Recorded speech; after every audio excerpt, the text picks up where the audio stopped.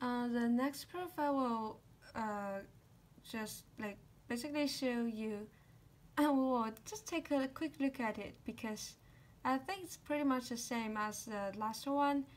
And here we are just utilizing the help of a good kernel. So actually, when I read the first proof, the thing I didn't figure out is how people like come up with the construction of Qn and Pn, because like Qn it's I thought is that like pretty genius ideas. Only those genius people can come up with it, because I didn't have any clue of how people like think about the construction of such kind of polynomials. But after I read another book, like whose contents are about Fourier analysis, then I realized that it's actually, well, the approximation of good kernel is a very like important content in that book, in the Fourier series. Okay, and the approximation of good kernel has another name called the approximation of identity. I'm sorry, I've already leaked what I'm gonna say. So the approximation of the identity is actually what we call the good kernel. So kernel is also a function, but a good kernel is something that if you take the convolution of the good kernel and a function, you will have pretty much a similar property to the identity. So that's why we call it approximation of identity, right? So the Qn we previously construct is the way we construct a good kernel. The way we construct a kernel approximation to the kernel, right?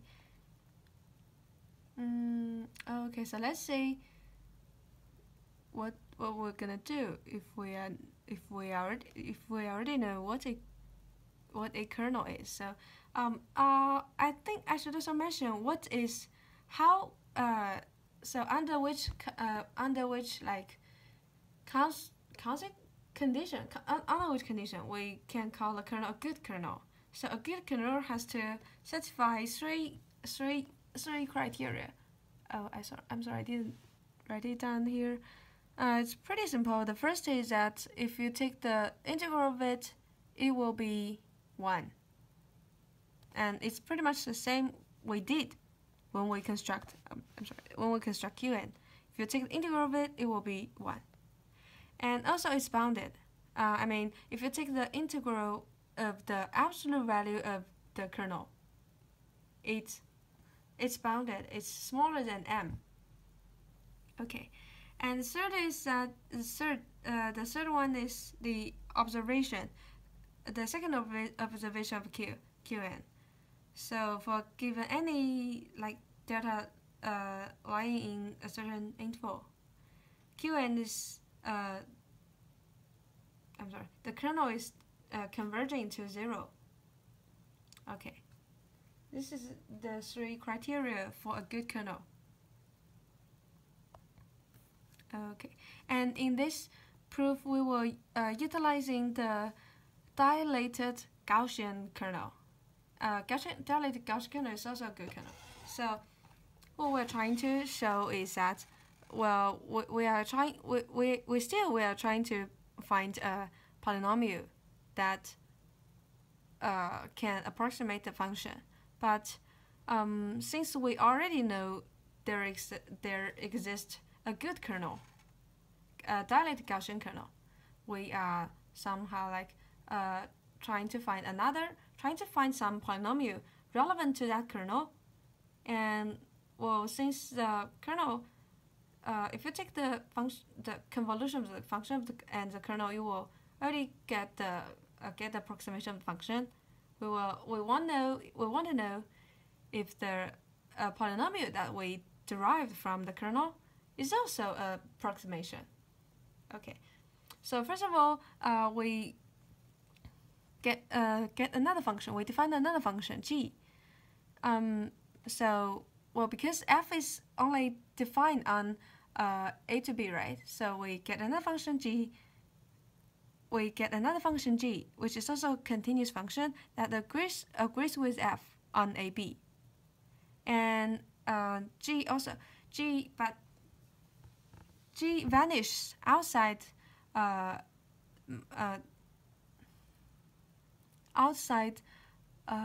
let me see, sorry. G vanishes outside minus m to m. Okay, so minus m to m is an interval larger than a to b. And f lies in a to b, right? G agrees with f on a to b. Okay. So observation. First of all, G is uniformly continuous.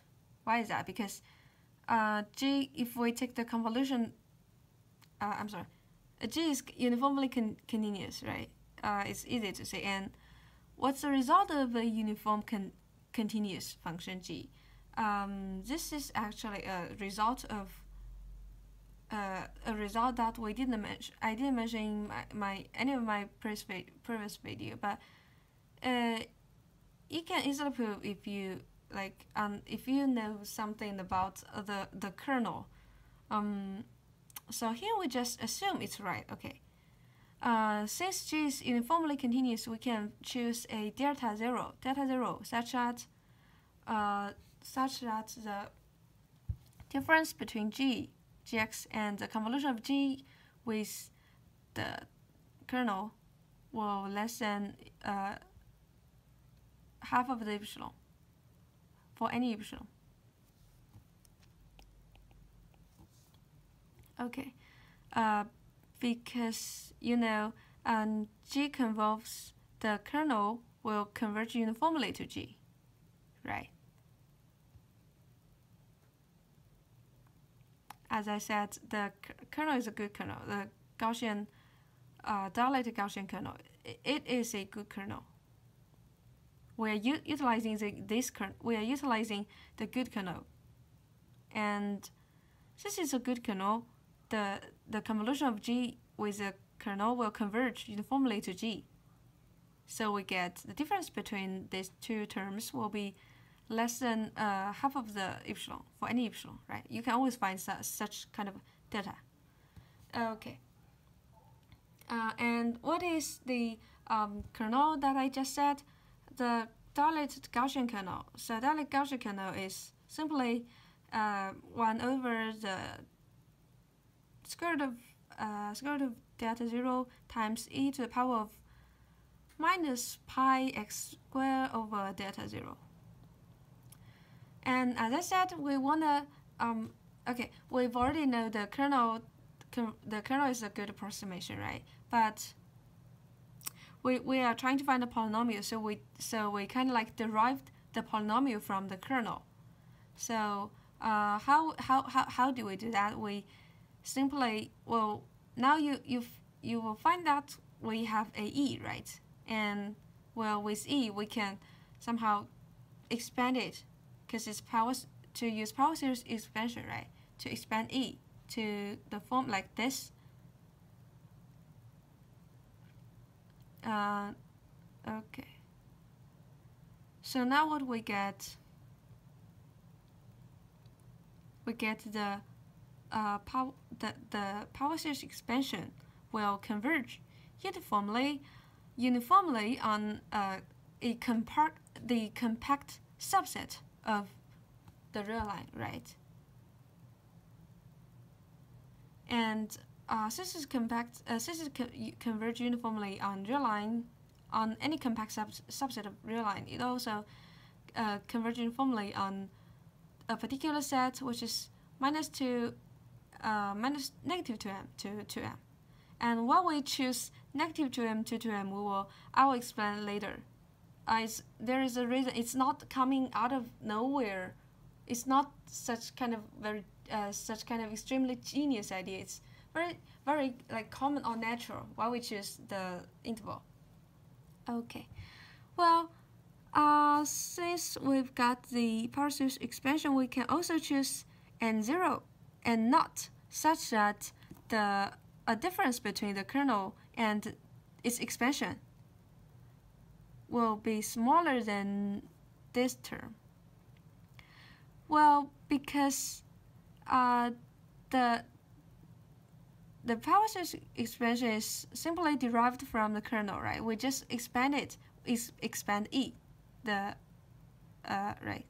expand E, and well, it's uniformly convergent, right? So we get the difference of them will be less than epsilon over 4mb, and the reason why we choose 4mb is also because in the later part we will prove we will utilize this value to show that maybe it times some from actually from this term you will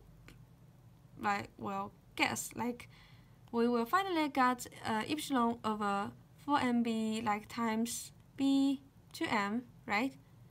So that we will get epsilon over b, epsilon over 2, and plus this epsilon over 2, we will get an epsilon, right? So this is what. So okay. But when you first trying to prove that, I think you probably will not know exactly what's this term will gonna smaller than. Maybe for me, my I will simply use smaller than epsilon, and after that, until the last step, I will get some strange terms some difference will smaller than 4 epsilon or plus something, and to make it look chic or simple, I want to make this term to be exactly epsilon. Then I will change the epsilon that we used in the previous step, so that I will get a perfect epsilon, a perfect approximation. But it's okay if you just leave it there without changing it to epsilon. But to make it more formal or something, look more beautiful, more chic. Okay. And we also named this term to be Rx. This term is simply the power series expansion, right? Okay. Next step. As G vanishes outside the interval negative m to m, we consider the convolution of G with the kernel and the G with Rx, right? Why we do that? Why we did that? Because we wanna approximate the expansion, the power series expansion to the kernel, right? To the kernel.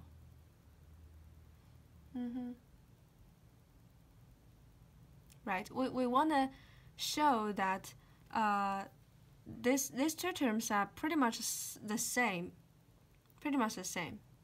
right? Because it's actually converged to the other term. So it's so here you will see why we use the interval minus 2m to 2m, and why we use epsilon over 4 pi b, because you will get the convolution. If you expand the convolution, you will get this term. So we take the gt out. We will have here k delta x minus t minus rx minus t. And what we know about x and t? X and t are all lying the interval minus negative m to m, right? So x minus t will also lie in negative 2m to 2m, right? And since we know that in the interval negative 2m to 2m, k is converge uniformly, right? So we will get, So we will get the result. We can utilize the result. It's lying in the desired interval, right? We'll get the result. Epsilon over 4 pi b, and look at what we got. Look at what we got. We got what? Yeah. Okay. We got the difference of these two terms are smaller than epsilon over 2, right? Right. Smaller than epsilon over 2. So it's quite important. A critical thing is that after we get to this step, we know that G is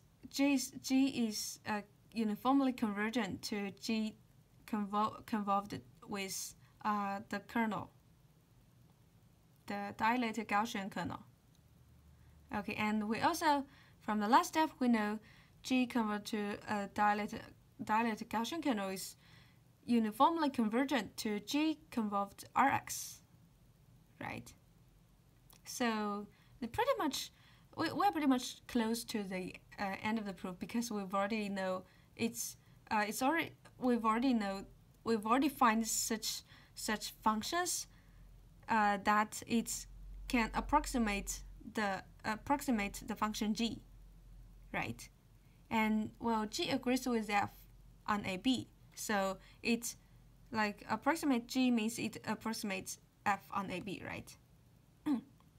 So, well, the last thing we need to show is that G convolved Rx is actually a polynomial, right? Because we've already showed the approximation, but we also want to know if it is a polynomial. The last step, so to show a polynomial is quite simple. And you simply like expand the form the convolution. Okay. The convolution set, well, G convolved R on is equal to, you take the integral with respect to t on negative m to m. What you've got? Well, Rx minus t. Remember, Rx minus t is the power series expansion of E, right? So you will get here. Well, this step. So this is our x minus t, and what we know is that, well, from this step you will know that actually this term will be we somehow like denote or the constant term by an, right? Because, well, this term will be a constant. This term is a constant, simply a constant, and you are taking like the. I'm sorry, that should be n. Yeah, it should be n. Taking the square of it and to the power of n, and with all these are constants, right? So you are simply like adding, taking the sum of taking, well, for each term it's a constant, right? Taking the sum of all the ant times x to the power of n, right? Okay. And here n is fixed, because you can always find certain kind of n, right? X n naught, we've shown in the last page. Okay. So what we got?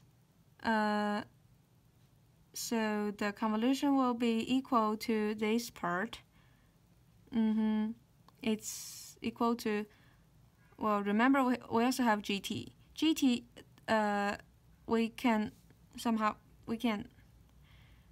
change the sum and the integral, right? As well, here the sum of a and t times xn simply it's definitely continuous, right? Continuous, and it's a rather good, it's really good, like a good sum, because it's continuous and differentiable, I think, for every term. Yeah, every term. And well, it's convergent uniformly. Is that true? Yeah, convergent uniformly. So you take the sum sign out, you exchange the sum, and the integral will get, and we'll get the term before xn is actually a constant, right? Because in this integral, you integrate it with respect to t, so this term will be a constant, and you take the sum of it will also be a constant. So we're done. Again, we are done. We prove that g conv of Rx is a polynomial. So we find that polynomial, right? We find that polynomial to approximate the function f. Okay, so well, for my comment, I will say the thing is, I think the most like essential or critical thing of the proof is that you have to transform the problem into from constructing or directly constructing a polynomial into a construction of the like approximation to the identity, right? Because you since f is continuous, since f is continuous, you can, we've already got the solution. We've already got the result that you can find certain kernel to approximate f, but you still need to find some polynomials to approximate that kernel, right? And how to find that polynomial? It's simply derived from the kernel itself, right? And the last step you cannot forget is to show that the thing that you derived from the kernel is actually a polynomial. Okay. So that's it. That's about Weierstrass approximation functions. Hope you like it, and bye bye.